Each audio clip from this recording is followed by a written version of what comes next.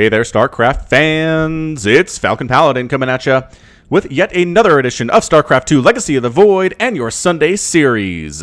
This is the Best of 7 Finals from Cheeseadelphia 2018 featuring puCK and Future. Game number 1 will be on Port Alexander. And let's get right on into it. Bottom right-hand corner is the blue Terran player. It is Future. Now, Future, I think he's new to the channel. Have I ever cast a Future game before? I'm not entirely sure that I have, but he is a young, up-and-coming American Terran player. I believe he's 15 or 16 years old. Very good. Very, very good at the game of StarCraft. I really like watching him. I cast him a whole bunch back in the Gauntlet Global Open when that was still a thing. And he has a lot of talent, man. A lot of talent, like this kid a lot. And here he is in the finals of Cheeseadelphia, which I never expected him to get to, but he is here and he is awesome. And in the top left-hand corner, the established Protoss player, also hailing from the US of A. It is the red Protoss player, puCK, from Root Gaming. I do love puCK too, man. He's been around for years at this point. He is solid. He is great. He streams all the time. You should follow him on Twitch. If you don't, I'll put a link in the description. So it's going to be a PvT final here, best of 7. Good stuff. Look at Future. He knows the meta. He's hiding his barracks. It's not a proxy. But by golly, it is making puCK worry that there's a proxy regardless. Is he going to find this, actually? puCK's been around the block a few times. He might check the spot. No, he does not actually check this. Nope, hang on, hang on. Oh, now he does. Okay, so now he sees this is where the barracks is. I really don't have to worry about anything. Maybe the Reaper's a little bit faster coming out than he otherwise would be. But nah, not worried about it. This Reaper's name is Larry the Drunk Viking Ace. Larry is a celebrated flying ace of the Terran Dominion. He has dozens of confirmed kills in various monsters of the skies, giving him fame and glory throughout the Dominion. However, Larry is also a raging alcoholic. Today, after a second pre-breakfast bottle of whiskey, he took a random dare to put on a Reaper suit. However, the Reaper suit activated and he flew out of the barracks into combat. Larry thinks he is in his pilot seat flying a normal mission and thinking the combat drugs are a new and exciting cocktail to enjoy. Holy smokes, dude. Ooh, look who's proxying over here, though. It's puCK. So we got puCK throwing down the proxy. We have Larry the Drunk Viking Ace swinging on in here to try to see what he can do against puCK. And the answer is not much. Where is the... Why is that? Oh, hold on a second. I thought I had that. I didn't. We're back, though. We're back. Now we can see what's happening. We can see the game heart stuff. That has got to be a Stargate, and it is. It's this proxy Stargate here. The Reaper cannot hop up. This is 2 levels high, plus there's water here. The only way in is through this front door, which is very easy to hold. This is a great map to proxy on, because the Terran player has a hard time scouting, because Terrans hate to throw down scans. They really, really hate throwing down scans. They feel it is a giant waste of money, but in this situation, man, I think it might help you, Future, to throw down a scan here and see what's going on inside puCK's base, which is almost nothing. Oh, but 2 Reapers are present now. I don't know if you can kill an Adept, especially with a Stalker friend here. Yeah, it's time to get out. KD8 charge does blow the Reaper forward. It kind of helps get a shot off, maybe on Larry the Drunk Viking Ace. I'm not sure which one of these is Larry, as neither of them have any kills, correct? Yeah, no kills, no kills. Of course not. They haven't killed anything. They almost found this proxy. It's an Oracle, and the Oracle's name is Kirby, the tough pink puff. Kirby was flying on his star when it was flung out of the Pop Star system and into Protoss space. Kirby bumped into an Oracle, as Kirby does with most sentient beings that come across Kirby's gluttonous path. Now Kirby has all the powers of an Oracle, with the added benefit that he now can eat things at range with his pulsar beams. Sakurai, have mercy on us all. You're not kidding, man. Reaper's still trying to do stuff up here. There's a Hellion too, but defended pretty well by puCK, and he's moving in with the Oracle. Oh my gosh, there is nothing here. There's the Cyclone on the way, but the Cyclone is not here yet, and it's not going to be here for quite some time. And he gets the Scout off. He sees the Tech Lab on the starport and has to assume this is going to be Cloak Banshee, so he gets the Scout off, and Kirby ends up just numbing 6, 7 SCVs here. But is he going to use, actually, yeah, he uses all of his energy on that attack. I think the Cyclone's going to kill him. Oh, get out. No, Kirby! Kirby! I have not seen an Oracle at this level of StarCraft get kills with all of its energy, but holy smokes, it did. That was amazing. Kirby, you will live in our hearts forever. And yes, man, Kirby's terrifying. Kirby's the only one to survive the apocalypse that happens at the beginning of the new Super Smash Bros. For Nintendo Switch. And as it says in his bio, he is a being of infinite power. And in Kirby All-Stars, a game from the Super Nintendo, which I have on my Super Nintendo Classic and my kids love, he has a punching contest where he can punch and crack his entire planet in half. Kirby, man. Really strong. Unfortunately, Cyclones are stronger, and he's dead now. It is quite sad, actually. All right, so this pylon's going to die. Boop. Depowering the Stargate, which is a little bit annoying. Banshee's swinging on in here, but you have detection, right? You have an observer. You saw... Oh, puCK. puCK. puCK. All right, so shield battery's fantastic. There's the cloak, though. Oh, that's so awesome. All right, and diving on in here as well. Oh, no, the ace. The drunk Viking ace. Maybe this is him. This is him. He's got 3 kills. Ooh, he almost jumped right into that stasis, which would have been bad. How did he... I don't know, man. Why did the Banshee pull back? Oh, Revelation. Revelation from the Oracle. All right, so... I don't know. That was a pretty good multi-pronged attack there from Future. At this point, though, it is unfortunately 8 workers killed by puCK to 5 workers killed by Future, so not bad. Honestly, Future doing some pretty good economic damage here. Another Oracle coming in. It is the successor of Kirby. Is this Reaper still alive? Dang, Larry the drunk Viking ace. You fight better drunk than most Reaper pilots do. Not drunk. Okay, you're dead, though. Okay. Yeah, he's out. The Marines could not save you. They tried. They tried their best, but you should have run the other way when the Oracle came in, but the micro was not quite there yet. This Banshee, man, has 2 kills. And the Stalker's here, and there's an Observer kind of chasing you around a little bit. Can you hide? Yeah, there's enough dead air space back there to hide. Don't have to worry about it all that much. The Oracle throwing down Revelation, as you want to do against the Terran army, just to see where it is. It lasts forever. It gives you perfect up-to-the-date current information as to where the army is at all times, and it's just amazing. Look at this Banshee, man. Banshee flying close enough to get hit by Stalkers and just doesn't care. Just doesn't give a care. Okay, just kidding. Now it does. Took a shot, took another shot from the Stalker. You don't want to take these shots, man. Are you stuck? Maybe you can't fly out that top way without dying. That is the problem with flying units, is sometimes they get stuck. But puCK is now pushing across the map with some Stalkers and Zealots and stuff. That tank gets picked off. That's a major pickoff by puCK there. Double Banshee. He's got how many Banshees? Is that 3 Banshees by Future?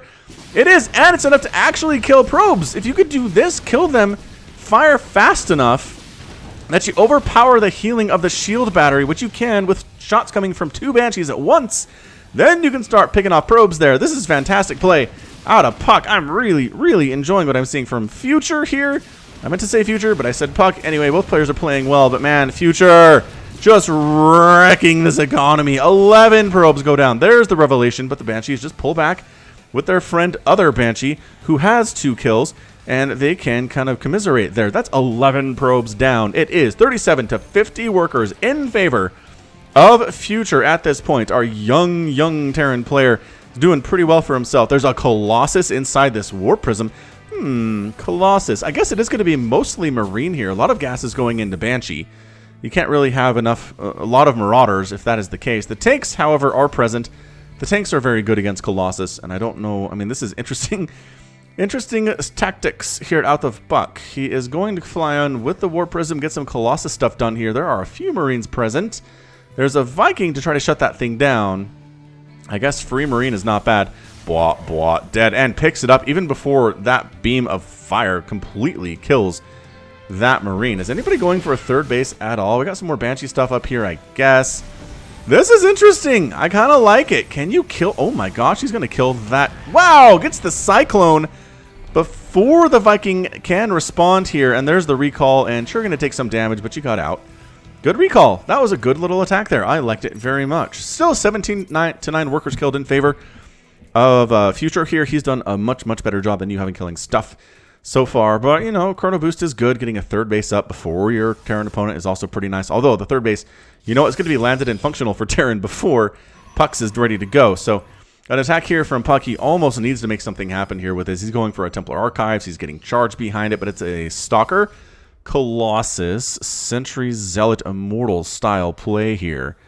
How's this going to work out? I don't know, man, but these Banshees are still just hanging out for Future. They really need to move back in. They need to die or get some stuff done. I think those are their choices right now. This Marine ball is like, ah!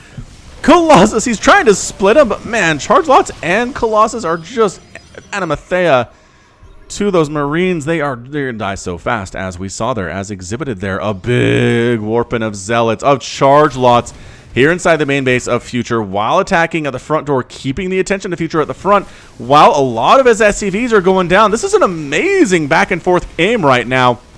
However, Marines and Marauders are being split off. The Warp Prism is chased away by this Viking. Dude, you could unload here. You could unload here and get some.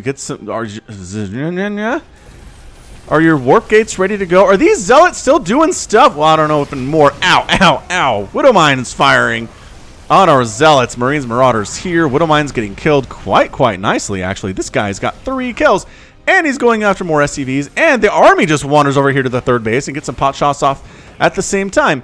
So this zealot, man, he is going to take some SCVs with him. They are eventually going to kill the dude, but he does end up with 7 kills overall, including some Widow Mines. Wow, what is it now? It is 17 to 23 workers killed. puCK has taken the lead in worker massacre thus far. That's amazing, amazing play from him. Okay, here come the Marines.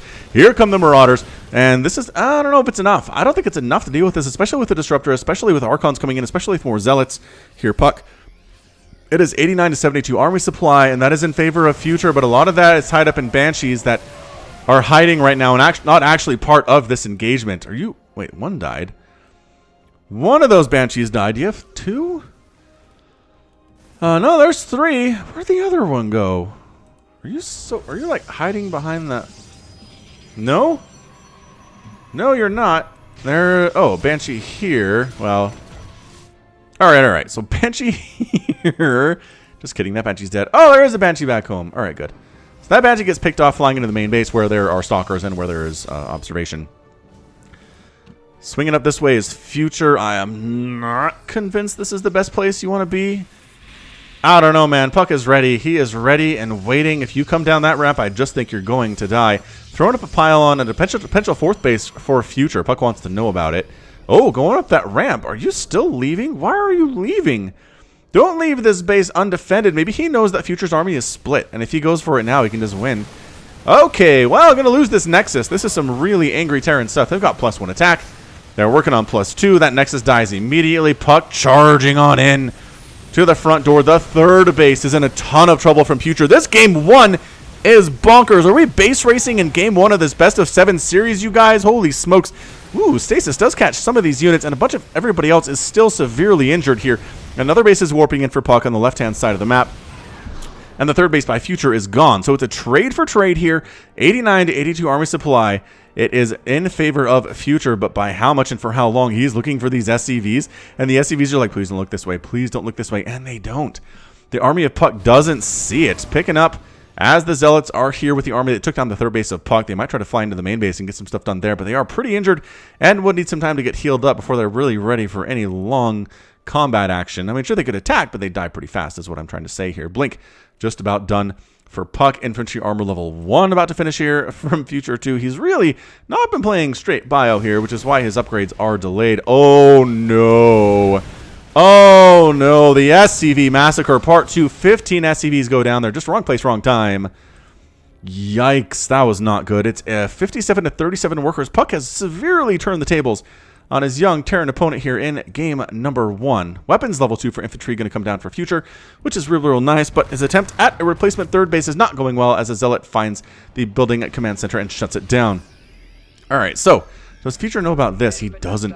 He doesn't know about that. He knows about the pylon over here. He's going to try to land his 3rd to the north of his natural at the 3 o'clock position, which is going to work out just well for him, and come back in and see if the 3rd base has been replanted. puCK, normally pro players will just retake a base as soon as it's been killed and as soon as it's safe to do so, but nah, man, puCK just ninja expanded on back of it. Didn't take what would be the normal position to take for a 3rd or a 4th base. He went way down here to the bottom left-hand corner. He's taking another base in the same general vicinity. Dark Shrine coming in from puCK right now. Army, that's a lot of Archon, man. Your bio, I don't know about this. I don't know what you have to deal with this many Archons. You do have Liberators. I like it, but coming right on in. The Stalkers need to focus down the Liberators. They are. The Archons are hitting them too. The Disruptor's trying to get some shots off, but no, they're completely wiped out right there. Oh, Liberator tries to kill the Colossus. You're not that good at it, though. And guess what? Oh, Future found the secret base. Oh, but look, Stasis. Stasis manages to catch half of that army there, and he's forced to retreat with the other half. Future does not like what he sees here at all. It does give puCK some time to respond to this, warping in some units to deal with it. Does he know about... No, Future doesn't know about this base down here either. Does puCK know about this base? He does not know about the 3 o'clock base. Trying to land on it, and actually Cannon shuts that down quite nicely. And once they come out of stasis, they just meet a huge, overwhelming Protoss army, and Future is down in army supply, 87-85. Just barely right now. I love the composition out of puCK. The Archons are amazing. The charge lots are good. The anti-air versus Liberator Not as good, I don't think, as he'd like it to be, but he's not really making anything to address that problem. The Archons, I thought, were doing pretty well for themselves. The Disruptors could have gotten some good shots off on that bio before dying. I think they would have had a much better time of it, but it did seem like they were picked off a little bit too soon. All right, so both players just doing the dance. We've got a drop heading towards the 12 o'clock position, heading over to puCK's base in this top left-hand corner. Can he get something done? I feel like Future needs to get some damage done here, or he is just in an immense amount of trouble in game number 1. Marines, Marauders landing, marching on up into this mineral line, and some probes are definitely going to die here. Once again, puCK says, I don't care about my main base. Not really warping in anything to deal with this. There we go. Finally warping in a couple Dark Templar, which you know might be enough against this force, even if they do get a scan off in time. Let's see. Let's see if he does it here. Oh, some Zealots and some... No, Purification Nova! Oh, does catch the guys. Does catch the Terran units. I thought they were going to explode on the Protoss ones, but no. Definitely not. Blinking on in, trying to get rid of the Liberators. Colossus getting right on into the army here too. SCVs getting pulled off the line. The Liberator count is now down to 0. They explode in the sky, and now an Archon Colossus Stalker army is amazing, and that's your good game. puCK does end up taking game number 1. What an exciting, exciting game number 1 that was. Beautiful, beautiful stuff there from puCK. He ended up, I mean, he lost a lot of probes, you guys. 31 probes is a lot, but killing 64 workers on the other side of the map, that can make up for it. Resources lost, 17,000 for Future, 14,000 for puCK, and Future does end up falling here to the older puCK. puCK's not old, but he's older.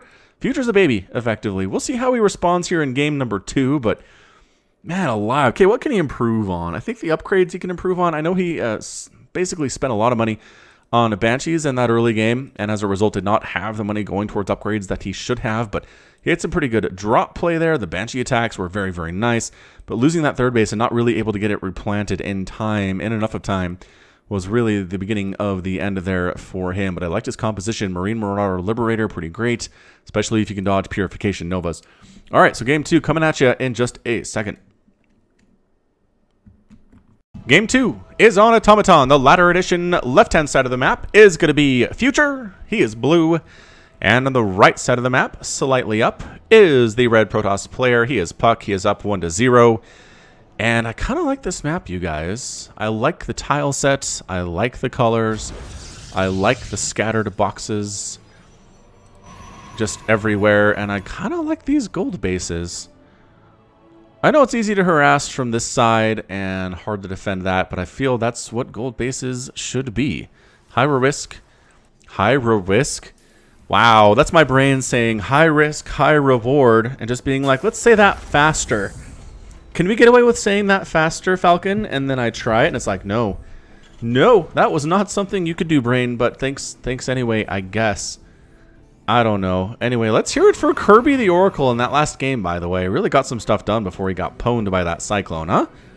Really got some stuff done. I actually had puCK as a guest on the Falcon Paladin Hour, which should be posting sometime today. If it hasn't posted already, just search Falcon Paladin on your podcast app, and you'll see it. Special guest Pig and Duddles. And we talk about that a little bit. We talk about StarCraft a lot, but we talk about the new Cyclone and how what it means for Pig is you really can't poke in anymore against Terrans who have Cyclones. You can't come in there with an Oracle. You can't poke in with some Marines if it's a TVT. You can't poke in with Roaches or Zerglings because they're just going to die. Right? The range is so good. The damage output is so good that whatever pokes in is just going to die. And I was like, that actually is what worked. That is what happened with the Oracle. Came in, got some stuff done, got a good head start. Right? It was moving out there pretty quickly when the Cyclone showed up and still died because the range on that lock-on is so amazing. Reaper's name is a promoted SCV. This former SCV pilot was mining 16 hours a day. His PhD in engineering was wasted away as he did nothing but hold his drill to a crystal, hold a rock in his claw hand, bring the rock to the command center, and then repeat. He wanted career advancement to go where he wouldn't be targeted by every single enemy unit or have to watch his entire mineral line be liberated to death. The SCV's pilot's promotion was granted.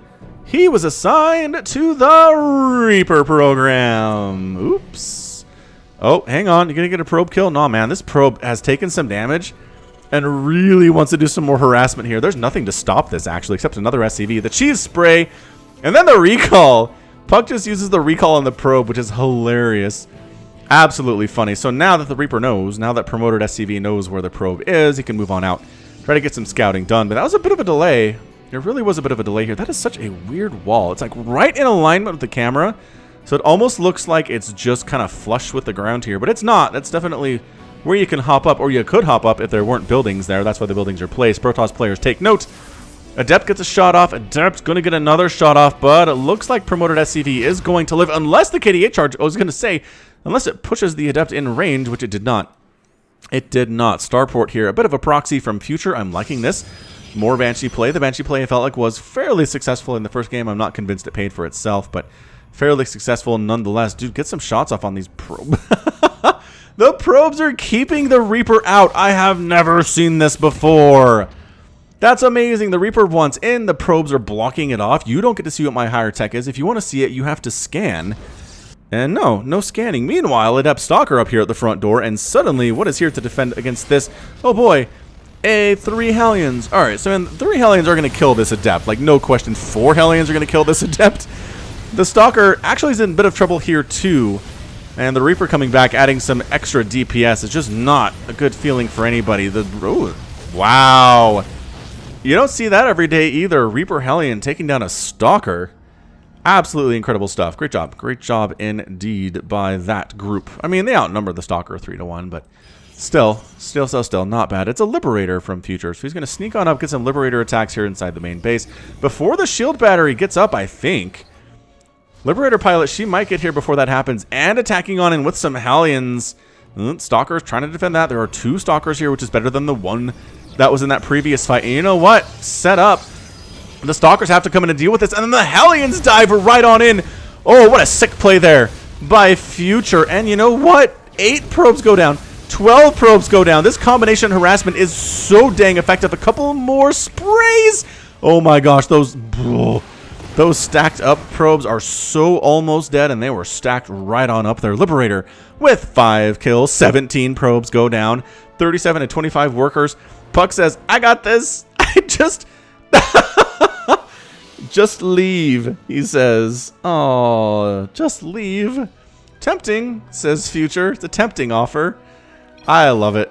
I have more workers, says puCK. I mean, you have more workers than the ones that were killed. Yes, I don't know if that means you have more workers than Future, though. Right? I don't know.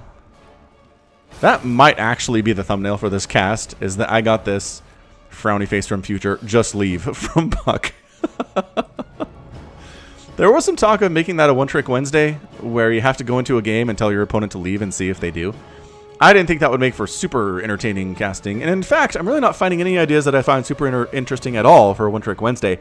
And honestly, the reason it was discontinued, for those of you who are wondering, is because I was getting 3-4 submissions per one-trick Wednesday suggestion challenge, and it just wasn't working out. People were not interested. People were not participating. Probes hiding. Man, this mining. Ugh. Stalker comes in. Does get picked up and dropped outside the range. That was beautiful. That was really good play by puCK. But what else do we expect from this dude? And setting up just right here. And they're, again, picking up. Unloading in a place where the circle does not exist. This is some fun micro back and forth by these players. Liberator does manage to... No! Blink means you don't escape. I mean, it wasn't Blink, it was Warp Prism Micro, but effectively it was Blink. Good start, says Future. I mean, 3 probes down is not bad. It's 47 to 38 workers. I mean, the total number of probes killed is 20. Man, losing 20 probes in the first 6 minutes of a game is not what you want to see. That just combined attack, man. Hellions, the Stalkers could not cover both the natural base and the main base at the same time. That was genius. Trying to fly in with the Warp Prism, get some stuff done, but Viking says, get out. Oh, it's actually Nova Drop. Oh, 6 SCVs down, but... Oh, the Disruptor dies to tank fire, and then the Warp Prism dies to Viking fire. And, okay, so 6 SCVs for a Warp Prism and a Disruptor. Worth from puCK. Oh, I love these guys. I really do. puCK is chatty. In the games of his that I've cast on my channel, he's chatty. Remember that game he had against Jon Snow, that PvZ that was amazing? Which, if you haven't watched that and you're a fan of puCK's, like for real, ask me to put a link in up here in the top right, make a card to it, or in the description, and I'll do it, because I won't remember I won't remember when this goes live, but I will remember if somebody tells me. Seriously, puCK versus Jon Snow. It is an epic game. Or just go look through the Epic Games playlist on my channel and you'll find it. That might be easier. I don't know. Either way. puCK has taken another Ninja Expand, this time for his third in the top left-hand corner, which is technically on Future's side of the base, I think. No, you know what? It's kind of a, you take this part, and the Terran takes this part, and yeah, that's fine. This is still technically puCK's area, but it's way on the outer skirts there. Outer skirts? Outskirts there. I guess that means even further on the outskirts than normally. It's the outer skirts. Now I'm just thinking about skirts. Skirts. And another expansion here from puCK. By golly. Hey. From Future High says puCK. Oh, hang on. These stalkers don't have... If they had Blink, I think one of those guys just is completely toast. Bye, says puCK. Bye, says Future. These guys have APM to spare for this? You guys are hilarious. 65 to 37 army supply in favor of Future. 61 to 52 workers. Prepared for drops almost to the extreme here is puCK. That said, that right side is not super covered. Oh, now it is. Now it is. And he has to pull back out. This is buying puCK some time, you guys. This is buying our Protoss players some time. He's getting double expansions up. He's out expanding the young Future here. Future is trying to get some more stuff done, but puCK is not allowing that to happen. No more probes are going to die in the next 30 seconds. Not on his watch, he says. Where did that drop go? Man, hiding right on the edge of this minimap. You can't even see them. There's like a black smudge on this end of the minimap. That's not fair. Why can they hide out of the range of the minimap? Maybe he knows that. Maybe puCK can't see either. Oh, that probe headed that way. That might be actually accidentally leading Future to go over there. But no, Future's like, nobody would do that. Nobody would expand clear the heck over there. Nice dodge on the Purification Nova. And puCK is a fan of the Novas. He also likes Tempest. I'm kind of surprised he hasn't busted out any Tempest yet in this series. But dropping inside the main base is Future. He's going to take down that Artosis pylon, possibly. Novas, though, getting rid of one of the tanks. The bio lifting to dodge the Novas. Beautiful play there. Tank fire on these probes. Oh, man, probes coming into fight. I don't like this at all. Another Nova does get one of the tanks, but not the other one. Another Nova misses horribly there. This tank man has 6 kills. Finally gets taken down by an explosion there. Marine Marauder fighting. There's still Marines out this way, too. 15 more probes have died, slowing those Zealots. Oh, almost losing the Disruptor there, but the probe count is just getting absolutely obliterated. A further drop from Future, and he's macroing behind this. He's playing so well. That has got to be a GG from puCK. Future is inside your house, killing your dudes. Blink is not done yet, but I'm not sure that it matters. It is 43 to 67 workers, 95 to 22 army supply. Future's up. puCK does not want to quit. He says, with a Disruptor and a dream in my heart, I can win this thing. If I can just get the Terran army out of my main base, get a huge explosion off, sure kills a Widow Mine, sure kills a couple Marauders, but your main base is gone. Your main Nexus is out. You're going to lose that. I still more bases than you. Good game, says puCK, and he taps right on out there. True fact. I mean, 1, 2, 3 bases is not more than 3 bases. That's not true. But it was close. It was close, puCK. And that is a tie-up. That is a tie-up from Future, you guys, in game number 2. What a boss. What an absolute, man, incredible play. It started with that. It started with the, I'm going to bring Hellions and a Reaper up to your front door, and then I'm going to send a Liberator to your main, and what are you going to do? And the Stalkers responded to the Liberator and then just dove in with the Hellions. And that combination really set puCK back and hurt him. Didn't have the arm to defend Future attacks. Tried to gamble a little bit by expanding a bunch, but then he was vulnerable to these drops and these attacks up the front. And, man, Future, good stuff, man. Good stuff from him. APM 554 in this game. He is a fast young player. Okay, game 3 coming at you. We will see how that one goes. I cannot wait to cast it, and we'll be right back. Game 3, Kairos Junction, the latter edition. Really interestingly named map. I'm not entirely sure if there's a Kairos in the world, but I know there's a Cairo with a C instead of a K. Anyway, bottom right-hand corner is puCK. Top left-hand corner is Future. Same colors as the last game.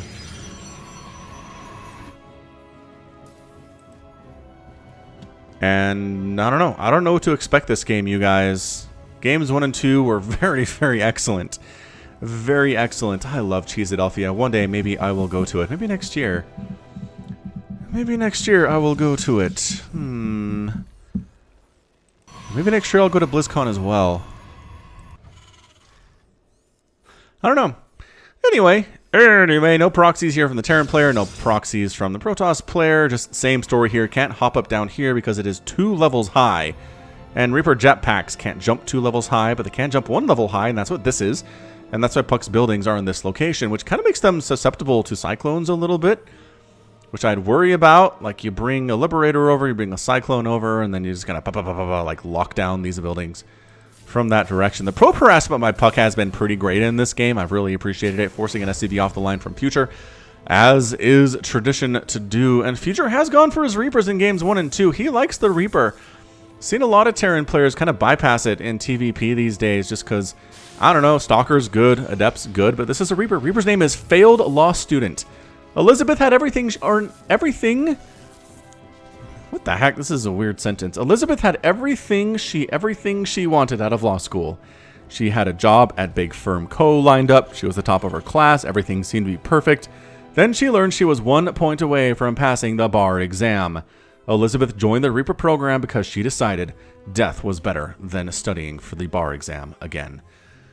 Dang, Elizabeth. Not good times. Not good times for you. I'm sorry if that happened to you. Like, I can't imagine the agony of working so hard on the bar exam, which is like a multi-day exam, I think. It's insanely competitive, insanely hard to do, and to be 1 point shy of passing. It boggles my mind to even think about it. I really don't want to think about it. Anyway, Elizabeth here is not interested in dying quite yet, as she is just checking for expansions. Maybe Ninja expands, maybe proxy stuff here from puCK, but puCK is not interested in doing any of that quite yet. That said, he doesn't have his extra tech on the way here quite yet. Does he have a probe out on the map anywhere? I don't think that he does. Looking for some red. There could be some hiding on these edges where the minimap won't show me where they are because they're mean. But I don't think so. I really don't. Adept first shot on the Reaper for sure at this point. Unless, nope, there's their first shot. Man, careful with that micro. You gotta be real careful with that micro. The Adept could cancel that transfer and hit you in the face again. And then you're 1 shot away from dying. In this situation, it's actually harder for the Adept to kill the Reaper when the Reaper's in an offensive position because the Reaper can just run away. Defensive position, you kind of have to deal with it, right? Oh, and there's the recall. The 2 Hellions are definitely enough. Got that scout off. See the double Hellion and say, all right, time to head on back home. I need to be here part of the defenses of the homeland. And where is this probe going? That probe was going somewhere. I see you, but actually keeping a robotics facility at home and a double gateway here. So what's he going to go for first? Probably, if I had to guess, it's going to be an observer. Ooh, Widow Mine's in production from Future now. Out of that factory that did produce the Hellions initially. Whoa, re-wrapping back around to Future. puCK, no! puCK, your natural base is wide open again. Okay, well, anytime probes have to fight for their own lives versus Hellions and Reapers, it's not a good place to be, you guys. Bah-bah. Getting inside the main base, the Stalkers did come back home. Elizabeth fighting with the big dogs here, fighting against Stalkers. The probes, oh, actually, oh, the probes end up killing Elizabeth, and the Hellion goes down too. Meanwhile, Adept's back here. Oh, the Widow Mine shot the friendly fire. 2 more SCVs go down with that Adept. That was amazing. That was an amazing play by puCK. I'm not sure if that was intentional or not, but I liked it nevertheless. What are we looking at? 4 workers killed by Future, 1 killed by puCK. But the friendly fire of the Widow Mine got a couple more there. Does that how that... It only counts 1 worker killed for puCK, but it showed 2 dying there. I guess it doesn't count... Okay, so the game heart interface does count friendly fire worker kills. Right? Friendly fire splash damage, friendly fire whatever, but that's a puCK kill, man. He should get credit for 2 more SCV kills. That's what I think. Alright, so trying to get a Widow Mine on in here. There's an observer in production, and there's not already one on the way, but that's okay. Drilling claws aren't a thing yet, so these guys are going to remain visible after they fire, or become visible after they fire. Okay, well, 3 hits! 14 probes down. What? What is happening? Okay, well, that was bad. That was real bad. How is this Warp Prism almost dead? Well, there's a Viking. It's dead now. Alright, so this is what you got, puCK. And there is a tank back here. There are 2 tanks back here. I don't know about this, and puCK doesn't know about it either. He's going to go ahead and recall home with who he can. As you notice, the recall radius is smaller than it used to be. That is a current patch change. You can't recall your whole army back home. It's only a part. Only a portion of it. The rest of them do have to actually hoof it back home normally, like peasants. is what they have to do. Are you still Widow mining? I don't know. I didn't see any more probes go down. Oh, here's the Widow mine. Yeah. 6 kills. That sounds about right. 19 workers killed by Future here so far in this game. It's 46 to 31 workers. Man alive, Future. What is even going on with you right now?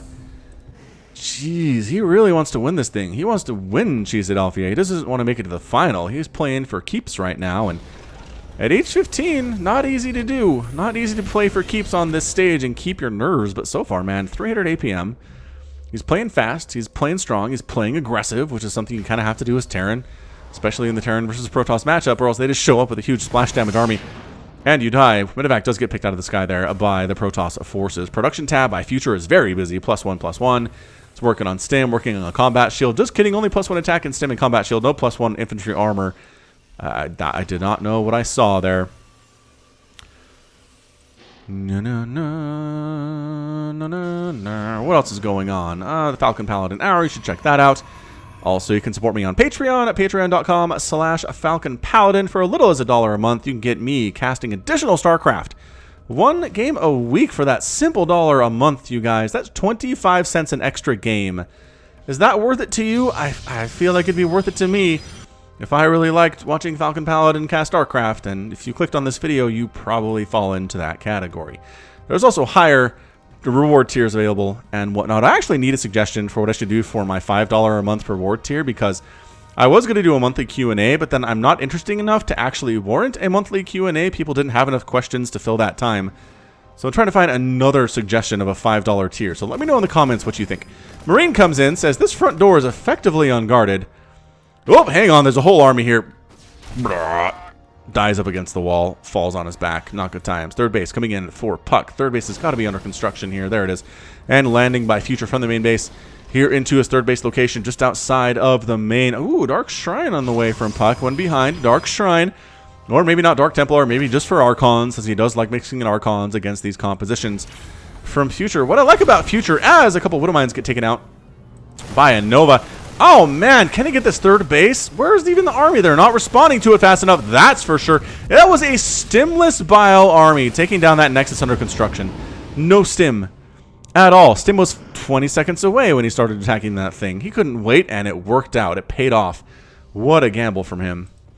Anyway, what I do like from Future, as saying, is he uses everything, right? He's got Ravens, he's got Liberators, and Widow Mines, and Tanks, and Marauders, and Marines, and Medevacs, and Banshees. It's kind of Maru-esque. I think that's who he's trying to emulate here, and it's not a bad choice, man.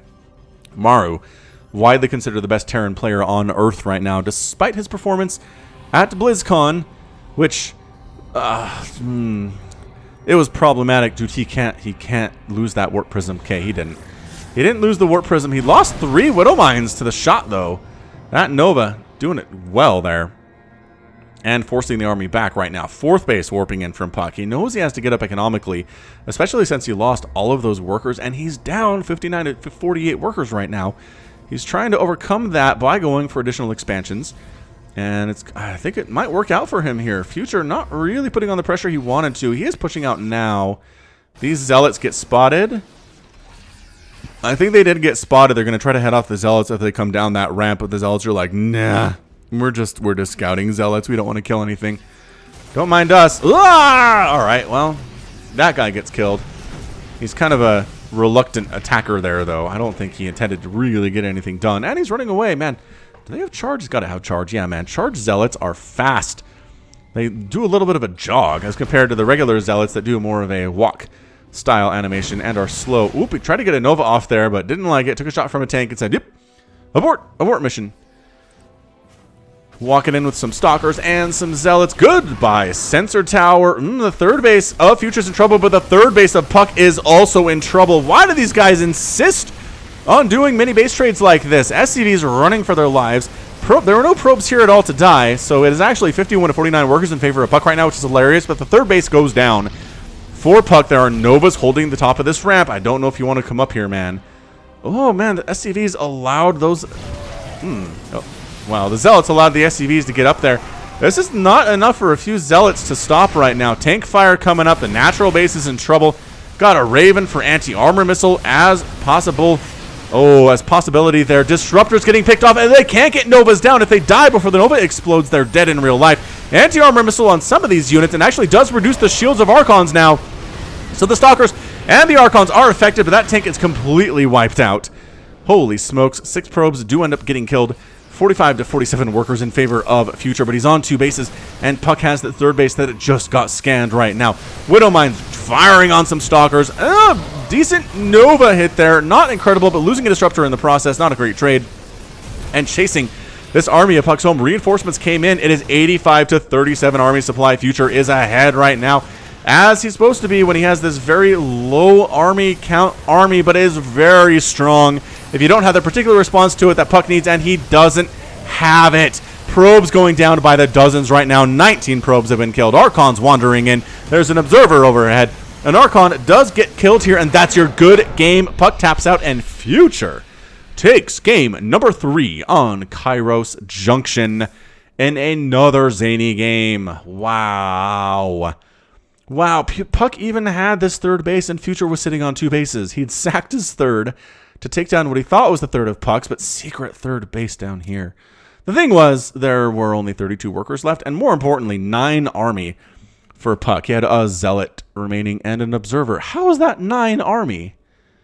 Zealots 2 supply? Observers 1 or 2? Your math is not adding up. WCS interface. I'm calling shenanigans on you right now. But yeah, another good little tight game there. 10,000 losses in resources for puCK, 8,700 for Future. But as I said, just mixed, man. Marines, Marauders, Liberators, tanks in there too, Ravens in the mix. It's just, Maru says everything's good in the Terran army, and he mixes it together and makes a delicious melange, and he gets some stuff done. So Future, man, up 2-0 on the older and wiser puCK, and I honestly kind of expected to see some of that proxy shenanigans in one of these games early on, but no, Future's not even doing that. He's just showing up with a couple Hellions, getting some work done, and then letting that snowball into a victory. I mean, if you watch that Innovation versus Zest series that I cast a week or 2 weeks ago, it was just proxy after proxy after proxy, man, and Zest just could not handle it. It was like an early proxy, early pressure style thing with Cyclones, and Zest couldn't handle it. I'd like to see how Future does that, but while it's a potential option here, Future seems much more comfortable in more of a macro style, harassing a little bit, but also building up army in the background, not making it as all-in, I think, as Innovation was doing against Zest in that series that he won, but it was mostly all-in stuff. Okay, game number 4 on your way from me next. Okay, game 3 is going to be on Blue Shift, a map that you are familiar with. Top right-hand corner is going to be Future. He's blue. Once again, in the bottom left-hand corner is going to be puCK. He is wearing red. And I looked up Kairos in the break, which wasn't very long for you, but was a couple minutes for me. Kairos is a Greek word referring to the moment of opportunity, a critical moment, usually associated with sports. So, Kairos Junction. I kind of feel like that's redundant. I don't know. I'm no linguist, but I do have a degree in communications. Okay, so Probe Scout, as always, just building the barracks inside his own base is Future. No proxies from me. Nope, no siree. All right, puCK, you're down 2-1 in this thing. It's a best-of-7 series. It is far from over. Far from over. Win this, and it just turns into a best-of-3, right? Yes. Just another best-of-3. No longer best-of-7.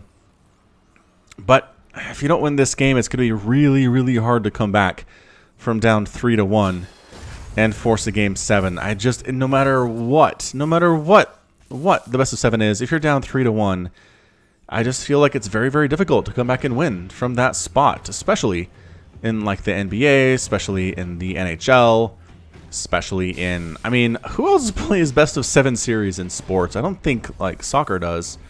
Premier League, do they play best-of-7s?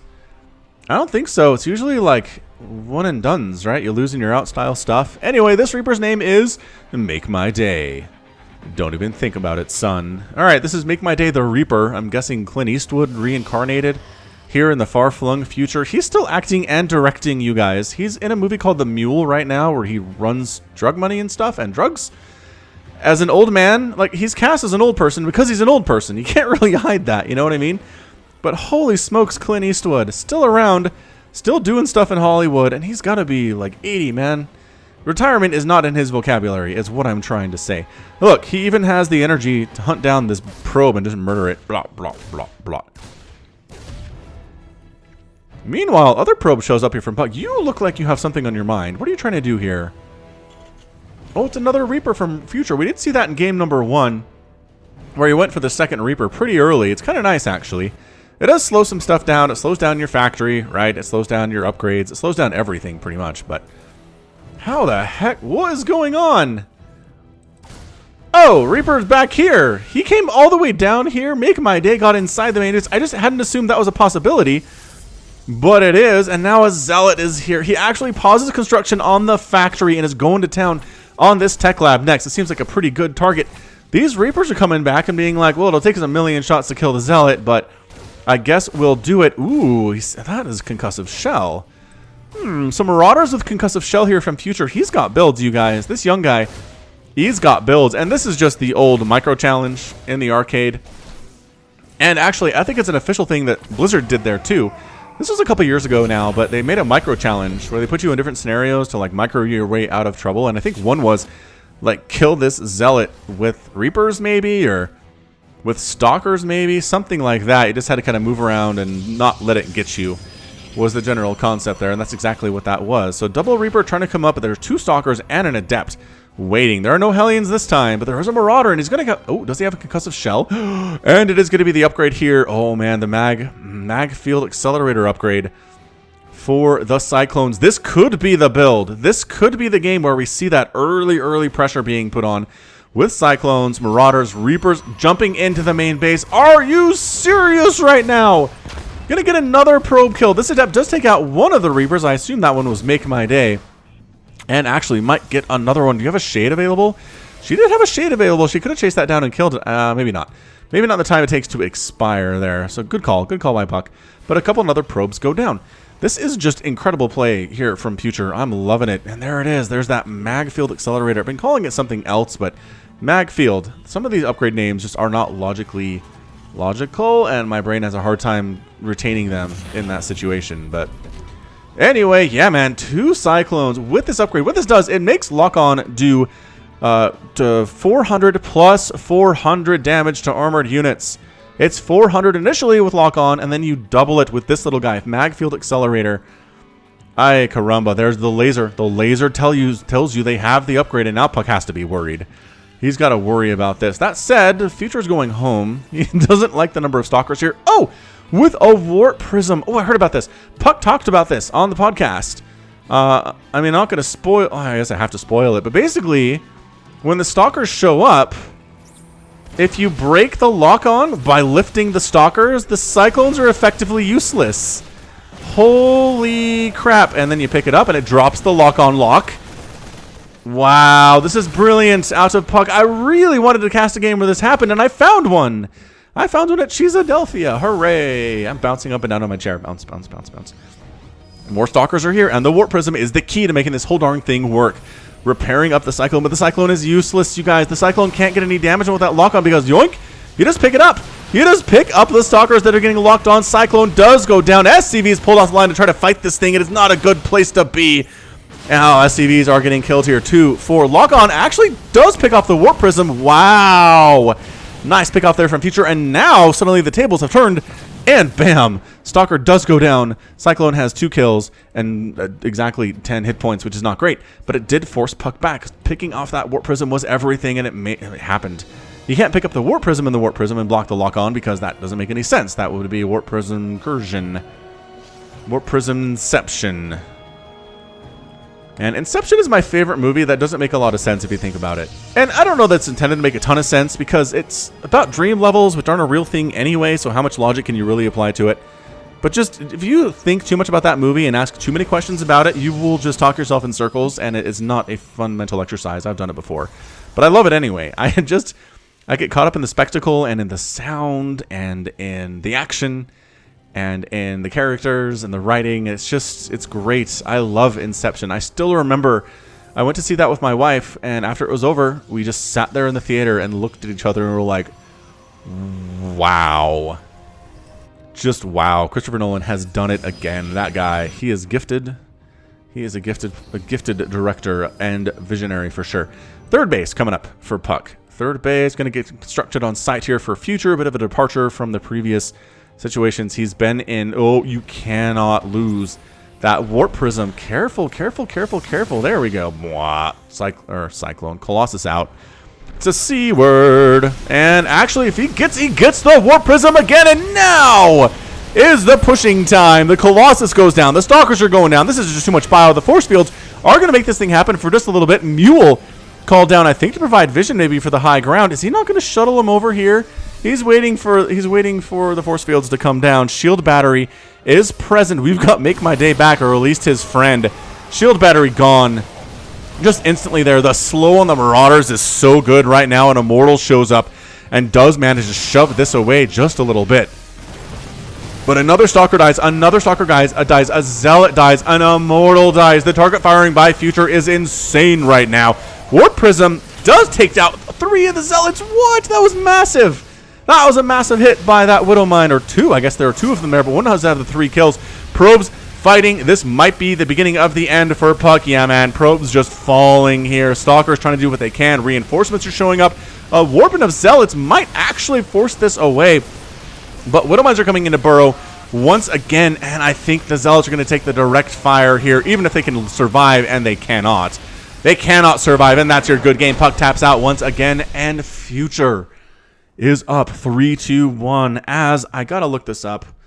I have to look this up. Maybe I'll do it in the middle of the game, but crikey, mate. What a game. What a game that was.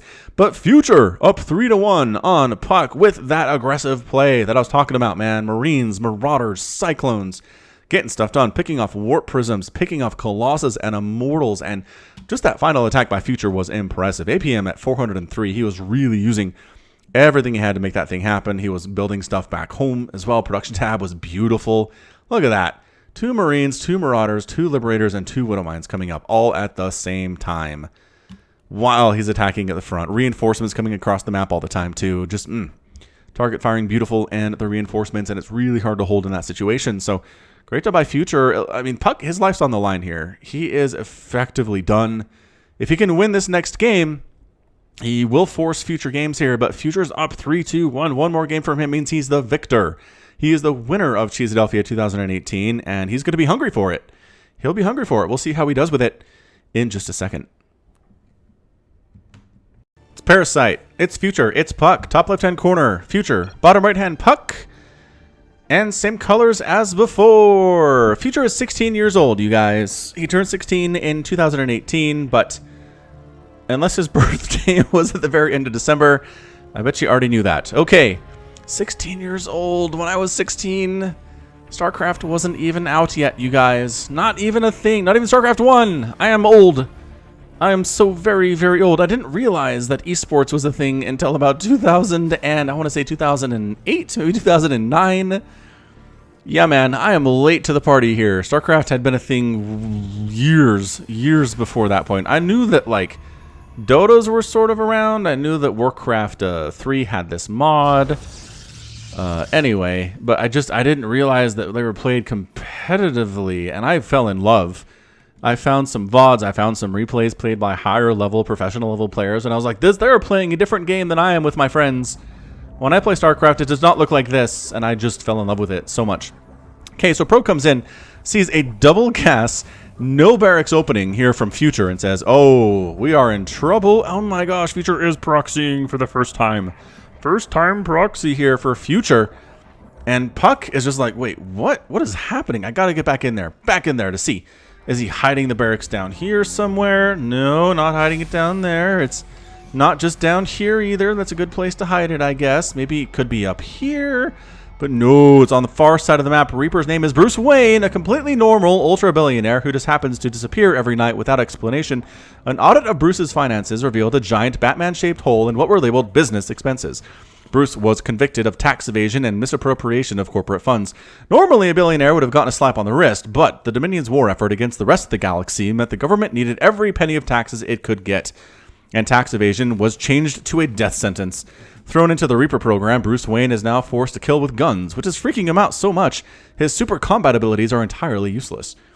I don't know, man. Have you watched the recent Batman movies? Batman vs. Superman and in Justice League, Batman uses guns in both of those, you guys. All right, so one probe goes down.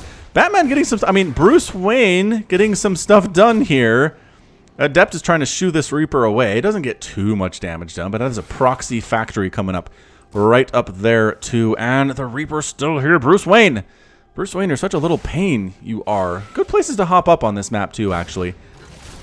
Another KD8 charge, get tossed down, probe wounded, but not dead. I think the Adept is going to kill Bruce, you guys. I don't... Jukes, though. Jukes for days. And another Reaper shows up. Again, the double Reaper opening is doing some work. It's doing some work here for Mr. The Future of Terran, which is what it used to be known as. I think it's just Future now. Future of Terran is a lot of syllables, as it turns out, but... Yeah, man, look at this. Factory with a reactor on it. A starport up here, too. This is a 1-1-1 Destiny Cloud Fist build proxied. Who used to do this? Polt used to do this a lot against Protoss. Just show up with, like, Marauders and Cyclones and stuff and say, come at me, guys. Come at me. 3 Reapers. What is this heresy? No, Bruce. Oh, Bruce. Was that Bruce? No, that wasn't Bruce, because Bruce has a kill. Bruce is right here. Bruce is fine. Bruce is fine. Bruce is living to the end of the game, you guys. I feel it in my bones. Sure, he's severely injured at this point. He's got 21 hit points, but he will use combat drugs to heal right back up. But man, does puCK even know about... puCK doesn't even know about this. puCK! He doesn't know anything. He can't get in for the scout. His probe is blocked off here by those supply depots, but should tell him, I mean, I need immortals. Those are really, really good against both Cyclones and Marauders. But here comes a... Oh my gosh, it's a quadruple Widow Mine drop. Oh, puCK. Oh, puCK. I don't, you don't see this coming. You don't. This is such a crisp build. Again. Oh, was that Bruce? No, Bruce is alive. Bruce is alive, but guess who's not alive? These probes. Most of these probes. Oh, hang on. You're going to fire on anything? No, actually pretty good. Pretty fantastic pull there by puCK, though. That was amazing.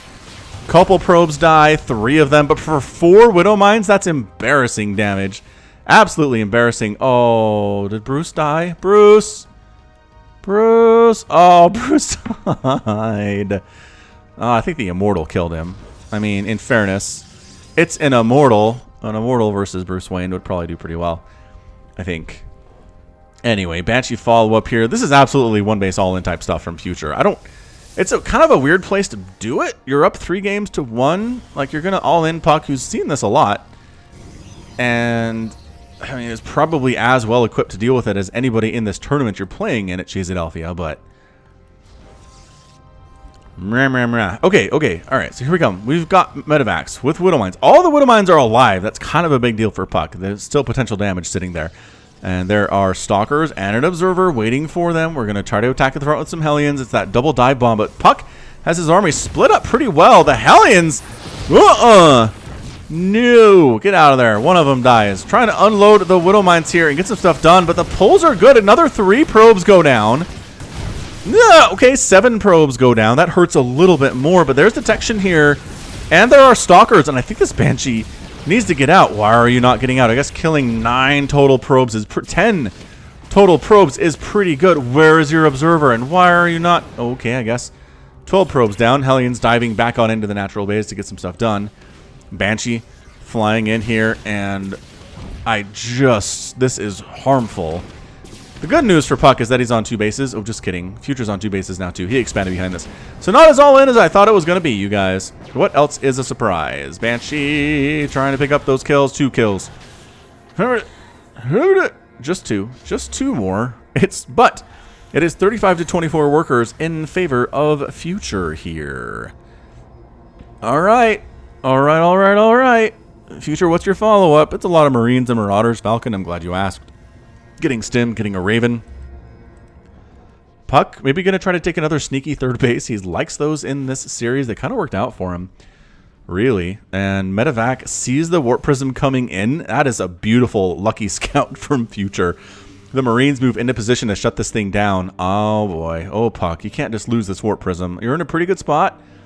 You got the 2 bases up before Future did, but you lost a ton of probes. You're not that healthy. Oh, gosh. No, no, no.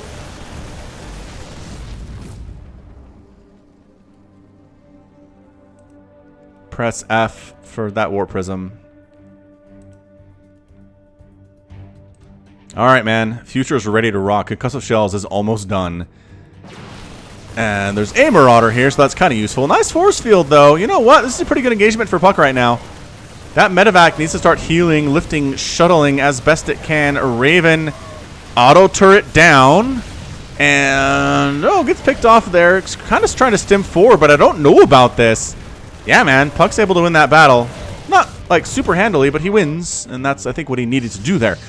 Okay, so it is 38 to 42 workers. puCK has the lead. puCK infrastructure is over here, which is weird, but they're going to make it home is the crazy thing. Like, I think a couple things already made it all the way home, which is a little bit hilarious. Coming out with some stalkers. No, not allowed, says puCK. I'm going to take down your starport. You can do nothing.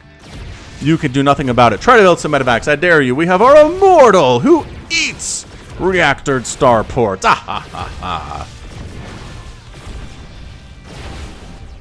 And down it goes. I like building explosion animations. They're fun. All right, though. Future wandering on in. The recall is here. The stalkers are fighting. The probes are fighting. That's exactly what you don't want. But once again, do you have a choice in this situation? The shield battery is helping a little bit here. The immortal sitting back and just having a grand old time with 7 kills already. Widowmine picked out of the ground by the stalkers' particle disruptors. And he holds. He holds again. Future's aggression has been held, and it needs to hold, or puCK is done. And remember, I will put anti-spoiler screens at the end of this cast. If you cheated and looked and saw, there's still 30 minutes left here. Clearly, it's not over here. It could be over right now, you guys. You don't know. I put anti-spoiler time. So unless you actually click at the end of the cast, you won't know. But why do that? Like, come on. Why spoil yourself? I'm giving you every ability to not be spoiled. Please don't be spoiled if you don't want to be spoiled. If you do want to be spoiled, then go ahead. Click on the end of this video and see what it is, because I don't know. I'm down with it. I'm not that kind of a person who likes being spoiled, but I understand that some people are. My wife, for example, does actually enjoy reading the last chapter of her book to see if it's worth reading. And then, like, if she likes the last chapter, she'll be all, oh, yeah, I'll go back and read the whole thing now. This seems like a good book. Drives me nuts. Like, I don't get it, but people like that exist. Opposites are real. Coming in, a couple immortals, double immortal drop, which is a little bit weird, but I guess taking out add-ons is nice. So Tech Lab on fire. Immortals getting picked off there. Nice thinning of the immortal herd a little bit by the immortals of the Marauder herd a little bit. Still 11 of them out there, which is a little bit scary. Widowmine's burrowing. This is not a drop spot for you anymore, old man, says Future. I didn't say that, puCK. If you're watching this, I did not call you an old man. That was Future. Future did that. I read his mind, and that's what happened. All right, puCK, what were you working on? This is not a great army versus bio. Some stalkers, some sentries, and zealots. I guess there's a Colossus now. That's nice. There is a Colossus. There's another Colossus on the way. Is extended thermal lance been researched? Absolutely not. Who needs range for my Colossus, says puCK. Remember when Colossus were ubiquitous? Like, they were really good against Zerg and against Terran back in Wings of Liberty, and then they kind of got nerfed in other situational. I'm okay with that, I think. I don't think I'm okay with units that are always good in every situation of all time, like Colossus were, but they were even good in PvP, man, and it really was, like, who could 4-gate with Colossus support faster in PvP for a while? I remember those days. Those were good days. And this little bit of army from Future gets caught out. Everybody dies. They don't take any Protoss souls with them at all. But, oh, the SCV all in. Future. He's going for it, man. Okay, but you can't just lose the SCVs in the first 10 seconds of the fight. Okay, well, he lost a lot of the SCVs in the first 10 seconds of the fight. Widowmine's trying to burrow on in, but not firing on anything really there. Force fields are godlike from puCK, man. Absolutely bananas. Guardian Shield is up. I don't think the SCV Mute Shield is what you wanted it to be, Future, but here is your battle. Here is your action. A lot of fire on the ground, a lot of dead Marines, a lot of dead Marauders present. Widowmine's not able to fire quite fast enough. Zealot's dying quickly, but a pickup and a pullback by Future, and suddenly it's 24 to 55 workers. Future went for the all-in attack here. He's dropping all over these units, but another Colossus is present. He's keeping the Colossus alive with Micro and Future. GG's out. And puCK does end up forcing an all-important game number 6 here. Wow.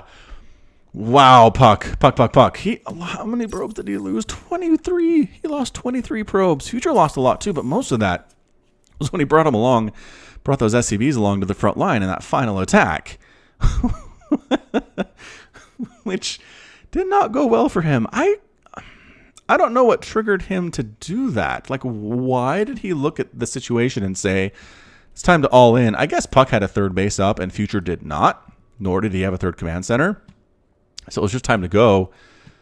But man, he did some damage economically and kind of came in and just puCK's Micro. He was just able to get the Colossus in great position, keep them in great position, which was even more important, and use the Warp Prism for that purpose. So great job by puCK, really showing what he's capable of as a Protoss player. Shield batteries, healing a lot during that battle too. And we're coming into game 6. So puCK can win this next game. He's going to force a game 7. And anything can happen in a game 7s. But first, let's not get ahead of ourselves. Let's get to game 6 in just a second here. Game 6 of this best of 7 will be on Cerulean Fall, the latter edition. Known for really, really long macro games. But, I don't know, it's a PvT, which doesn't really generate long macro games. I talked about it with Pig. To hear that conversation, once again, the Falcon Paladin Hour. Top right-hand corner is the blue. Why did I say red there? It's like a liar thing. The Jim Carrey movie, right? Where he can't lie and he's looking at a pen and he's trying to write that the pen is red when it's blue and he can't. And he's like, the pen is royal blue. And my brain is like, hey, this is red, dummy. No, it's blue. And in the bottom left, red Protoss puCK. Colors, I don't think have changed, with the exception of maybe game 1, but that wouldn't make any sense if that was the case, right? No. Future says, proxying is for chumps. I'm going to put my barracks in my natural base. It's kind of a proxy, but not really. Probe comes in, freaks out. Although, honestly, if you're a Protoss right now in StarCraft, in the current meta, you scout a Terran, you don't see a barracks, and you're like, alright, what? 50% chance it's a proxy on the other side of the map near my base, and 50% chance it's somewhere nearby, right? That's all it is. It's a 50% chance either way. It's just here to freak me out, or it's something I really should freak out about. Like, how do you even respond to that as a Protoss? It's a brilliant mind game from Terrans. I like it a lot. I guess you make a quick Zealot in case it's a Marine or a Reaper. That's something on the way here, but did you scout the double gas is the question. No, actually. puCK didn't scout the double gas, which indicates it's going to be more of a factory-style play here. Is throwing up a pylon of his own. Sneaky pylon, much closer to Future's base than this barracks is to puCK's base, I can tell you that much. This Reaper's name is 2 Changelings in a Trenchcoat. The Zerg Swarm keeps Changelings throughout the Terran Dominion to keep tabs, and these particular Changelings manage to infiltrate a criminal organization just in time for the Dominion to bust it. They were placed in the Reaper program as part of their sentencing. All they hope is they're not going to have to fight any Zerg to keep up the act. Nope. Not fighting Zerg at all. It's a proxy Stargate here from puCK. Reaper sneaking on in to this front door. And Adept popping out just at the nick of time. Just beautifully at the nick of time there. And 2 Changelings in a Trenchcoat are going to have to get out. They're happy that they're not fighting against... they're not fighting against Zerg. This is... Wow, look at this scout. I mean, Future's been doing this pretty consistently throughout the game, and twice he's been rewarded for it. So he sees the Stargate coming up. And what can he do about it? Adept coming over to try to save this thing. Reaper number 2. Can they take down this pylon before the Oracle hatches? Adept is going to try to say no. But you know what? Hop up. Fire, fire, fire, fire, fire. And then hop down. Fire, fire, fire, fire, fire, fire. And then hop up. Fire, fire, fire, fire, fire. I kind of like it. Yeah, man. Future knows what's up. He's going to get this pylon, and this is going to shut down the proxy. A couple of wasted shots on the Stargate, but it doesn't matter. It's not even close. No, and 2 Changelings in a Trenchcoat do go down here. The Reaper, who is responsible for the kill of that pylon, does manage to survive. Only to get chased down by an Adept, and actually does manage... Oh, just kidding. Hold on. Okay, well, they both die for their sins there. Body getting caught up in that plant a little bit. So replanting an Oracle's name is going to be the Voyager 2 probe. The farthest probe sent by pre-faster-than-light humanity, Voyager 2 contained a message of peace from Earth, the hope that whatever alien civilization finds it would use it to find our home and see us as equals. However, the probe crashed into an Oracle before that Oracle was warped into battle. Now the Oracle rains the remains of that peace message on all the workers it murders. Wow. That's dark. That sounds like a Joseph Atwell special if I had to guess. Joseph, I love your stuff, but sometimes I just got to shake my head. All right, Voyager 2 probe. That also featured in Star Trek, right? One of the Star Trek movies. Had like the Klingons blowing it up, just finding it in space and just being like, "Pukabalooey," because Klingons are mean. I think is the general concept there. Stasis ward being tossed down by the Voyager 2 probe. Natural base. Immortal production for puCK is here, and really not expanding yet is Future. He's building a base inside of his main, so like he's not 1-1 basing it here, but it's a late expansion. He's going to land that thing post 5 minutes. It really looks like at this stage. 15 seconds to get there. Can you make it there before it happens? Oracle, double Oracle play here. I'm liking it. Banshee's like, oh, hold up. What? No. Nope, no Banshee here at all. Absolutely not. And 5 minutes, 2 minutes, 5 minutes, and 3 seconds on that natural base from Future. I don't like it, man. It's late. This natural by puCK has been up for what feels like 5 minutes already. I know the game's only 5 minutes long, but you know what I'm talking about. Time is relative, which was actually a joke in the Into the Spider-Verse movie that I saw with the, with the wife and kids last Saturday. Good show. Really great. I highly recommend Into the Spider-Verse. You should go watch it if it's not too late. Actually, I think its run might be over by now. Oh, it makes me sad. Well, when it comes out on DVD or something, Blu-ray perhaps, you'll be ready for it. 3 Oracles from puCK. Dang, son. 3 Oracles, Immortal, Stalker, Zealots, Adept here, really playing defensively, which I think might be playing into Future's hands right now. puCK supply blocked by the loss of that. Pylon still supply blocked, 62 out of 62, which is super, super bad. A triple Oracle going to sneak on in. I don't actually... It's okay, can you... Well, there's your lock-on. Run! No, gotta fight. Gotta kill the Cyclone to live. And he did. The Oracles did. Voyager 2 probe and friends. Making stuff happen. Okay, well, the push was a little bit slowed down. Losing that Cyclone is a bummer, but enough Marines here to deal with the Oracles. Got some tanks to deal with the stuff on the ground. The Immortal's going to be really important to this hold. Really important to this hold. Stasis does catch about half that army. Future has been wandering into stasis just a little bit, as it turns out. That Immortal needs to focus down the tank. No, the Oracles got rid of that guy. Stalkers need to fight against the Banshees. No, didn't do it. And now the Banshee, oh yeah, now puCK has to pull back. You gotta attack the units that you're meant to attack with. If that makes any sense. The Stalkers have got to kill the Banshee. The Immortal has to kill the tanks. That didn't happen for puCK there. The target firing was just lacking. I mean, we're at game 6 of a best of 7. I'm sure puCK played a best of 5 or a best of series 7 before this one, so he's got to be tired, but man, he could have held that much, much better. He did force Future back, which is good. He's still alive, which, as Day9 says, the goal of StarCraft is to not die. And in that sense, puCK has been winning that fight. Alright, so Banshee trying to sneak on in and get some stuff done at this natural base by puCK. There are a couple Stalkers here and a shield battery, but I don't know if that shield battery covers these guys right here. It doesn't. Oh, kind of does. Not enough. It's weird. They wander out of the range just a little bit. Oracle's coming on in. Nope, your Marine count is not high enough. Blah, blah, blah. Good job, the Voyager 2 probe. SCV's down. SCV building. That barracks is dead too. Going out. Gonna try to cancel Stim. That'd be a pretty big deal. Widowmine's trying to burrow. No, Widowmine gets murdered there. Wow, SCV's getting killed here too by the pulsar beams, but they're almost out of energy. They decide to retreat from that position. Why, though? I don't actually... Were there enough Marines that you wanted to pull back? I guess puCK was just being conservative. But 8 kills, 1 kill, and 4 kills is not bad on these Oracles. One of them is the Voyager 2 probe. Can tell you that much. Okay, so Banshee coming on down from Future. Workers killed to this point. It's just 2-1. There really hasn't been much worker massacre so far in this game. It really doesn't count until they get up into the 10s. You know what I mean? 10 workers down is really what I'm talking about here. puCK is trying to warp into third base after Future's third base is already down and running. Future has moved ahead economically, up 64 to 44 workers. Wow. Future, man, he's been working hard on his economy this game, really hitting his timings well. And as a result, he is up big time economically here. All right, here comes the Protoss army.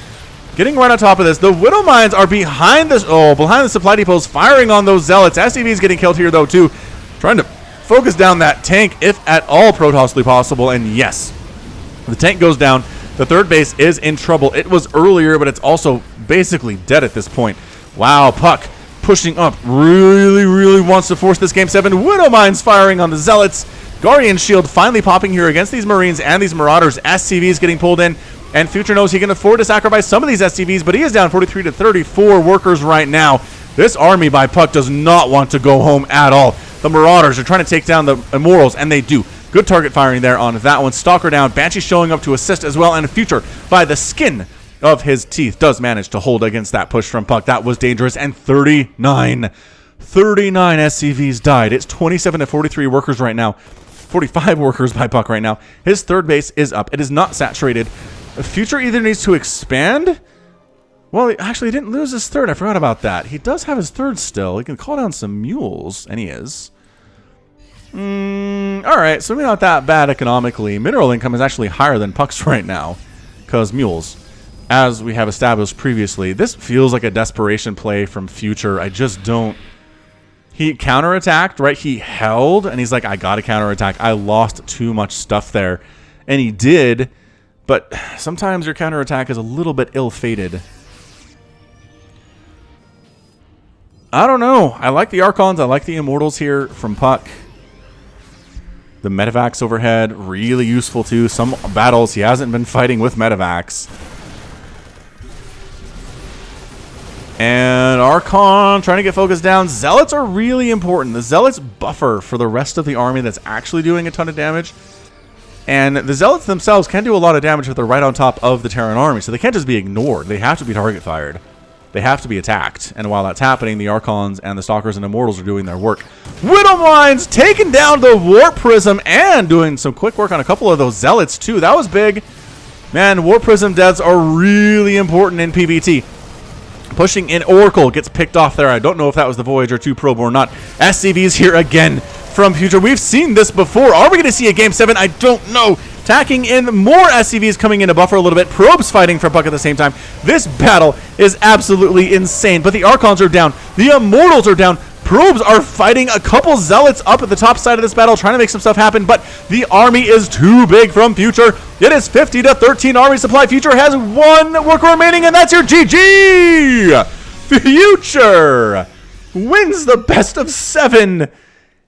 4 games to 2. Wow. Future. What an absolutely stunning performance in this PvT. How do you win Game 6? How do you win the clinching game with 1 SCV? 1. I don't even know. 9 kills, 1 kill, 3 kill, 3 kill, 4 kills. 1 kill on that Marine, 2 kills there too. Widow Mines, 3 kills, 6 kills on that Widow Mine. What an army. What an army. What a incredible. That was a last stand by Future. If he dies there, he's done. He's out, I think. I mean, 16 to 1 workers is not good. But if anybody can come back from that, it's Terran. But that said, just gutsy play all around there from the Terran player. Future, I really am really excited to see what the future holds from Future. There's really not any other way to say that, I don't think. But anyway, 12,000 resources lost from puCK, 10,000 by Future. It has been very close throughout this whole series. I mean, a 6-game series or a 7-game series that goes 6 games is generally going to be pretty great. Going to be pretty exciting that way. And it was. puCK held his own, won a couple games. This game, he almost won. Future pulled every one of his SCVs to win that thing. And that was incredible. But once again, Widow Mine's getting some decent play off there. Marauders playing a big part of the army. Good job target firing the Immortals, target firing the Archons. They're what you're worried about. The Stalkers are not a problem here. The Zealots are a problem here, and that's what the Widow Mines need to fire on, and generally they did. So looks like Future's got the matchup figured out a little bit. at least, right? A little bit right now. And that might change. That might change as we see future patches and whatnot for StarCraft 2. But for now, Future, man, top of the world in Cheeseadelphia 2018. I did not expect to see that. I did not expect to see this coming. I knew Future was participating as I knock my pop filter into my mouth. As a lot of players were. Like Caleb Arrakis was involved. I think Silky was there too. Just a lot of lower level GM players. Like GM players, they're way better than you and I will ever be. But American scene GM players fighting at this Cheeseadelphia thing. And then there was puCK, and it was a good time. But yeah, Future wins the whole darn thing. I would not have put my money on him. And from now on, I'm going to have to consistently consider him a threat, especially in the North American scene. So great job by him. And that's going to be it from me. So this has been Falcon Paladin coming at you with yet another edition of StarCraft 2, Legacy of the Void, and your Sunday series. Go ahead and hit that like button. Hit that subscribe if you like what you saw and what you heard today. You can also catch me on Twitter, Facebook, Patreon, and Twitch, all at /Falcon Paladin. And until next time, as always, thank you so much for watching, and you take care of yourself.